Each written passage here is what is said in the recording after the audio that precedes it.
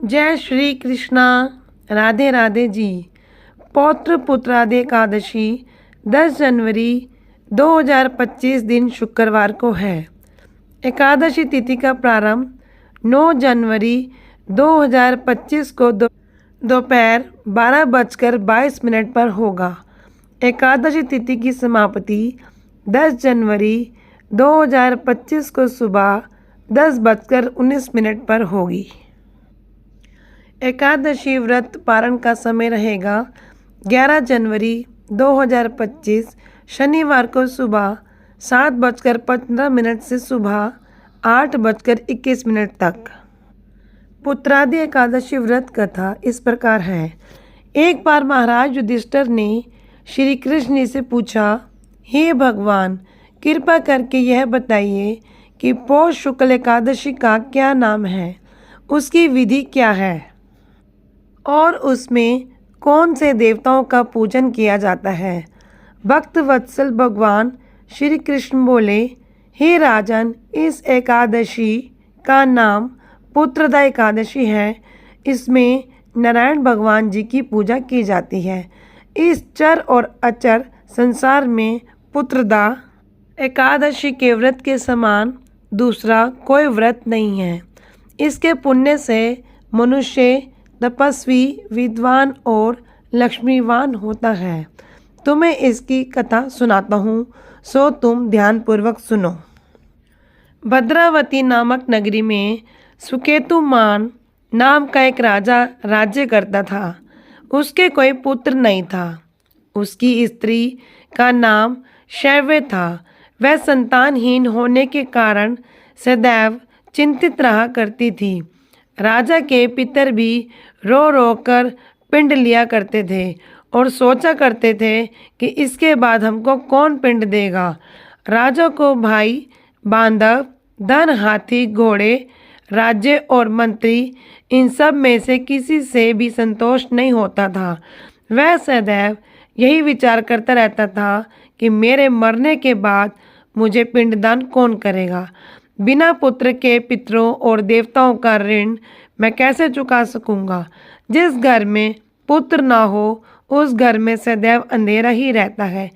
इसलिए पुत्र उत्पत्ति के लिए प्रयत्न करना चाहिए। जिस मनुष्य ने पुत्र का मुख देखा है वह धन्य है। उसको इस लोक में यश और परलोक में शांति मिलती है, अर्थात उनके दोनों लोक सुधर जाते हैं। पूर्व जन्म के कर्म से ही इस जन्म में पुत्र, धन आदि प्राप्त होते हैं। राजा इसी प्रकार रात दिन चिंता में लगा रहता था।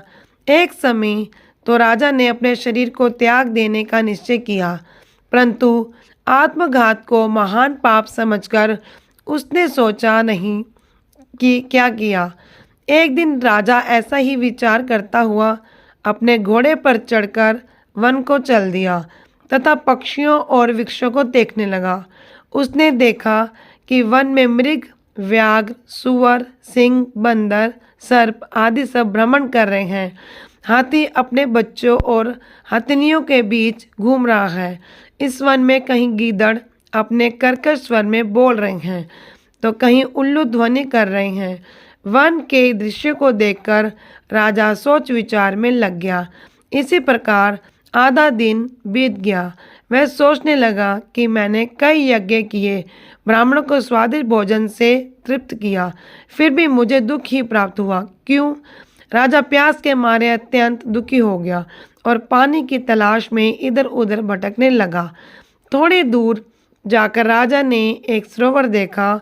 उस सरोवर में कमल खिले हुए थे तथा सारस, हंस, मगरमच्छ आदि विहार कर रहे थे। उस सरोवर के चारों तरफ मुनियों के आश्रम बने हुए थे। उसी समय राजा के दाहिने अंग फड़कने लगे। राजा शुभ शकुन समझकर घोड़े से उतरकर मुनियों को दंडवत प्रणाम करके बैठ गया। राजा को देखकर मुनियों ने कहा, हे राजन, हम तुमसे अत्यंत प्रसन्न हैं। तुम्हारी क्या इच्छा है सो कहो। राजा ने पूछा, महाराज, आप कौन हैं और किस लिए यहाँ आए हैं? कृपा करके बताइए। मुनि कहने लगे कि हे राजन, आज संतान देने वाली पुत्रदा एकादशी है। हम लोग विश्वदेव हैं और इस सरोवर में स्नान करने के लिए आए हैं। यह सुनकर राजा कहने लगा कि महाराज, मेरी भी कोई संतान नहीं है। यदि आप मुझ पर प्रसन्न हैं तो एक पुत्र का वरदान दीजिए। मुनि बोले, हे राजन, आज पुत्रदा एकादशी है, आप अवश्य ही इसका व्रत करें। भगवान की कृपा से अवश्य ही आपके घर में पुत्र होगा। मुनि के वचनों को सुनकर राजा ने उसी दिन एकादशी का व्रत किया और द्वादशी को उसका पारण किया। इसके पश्चात मुनियों को प्रणाम करके महल वापस आ गया। कुछ समय बीतने के पश्चात रानी ने गर्भ धारण किया और 9 महीने के पश्चात उनके एक पुत्र हुआ। वह राजकुमार अत्यंत शूरवीर, यशस्वी और प्रजापालक हुआ। श्री कृष्ण युधिष्ठिर से बोले, हे राजन, पुत्र की प्राप्ति के लिए पुत्रदा एकादशी का व्रत करना चाहिए। जो मनुष्य इस महात्म्य को पढ़ता या सुनता है उसे अंत में स्वर्ग की प्राप्ति होती है। जय जय श्री राधे राधे।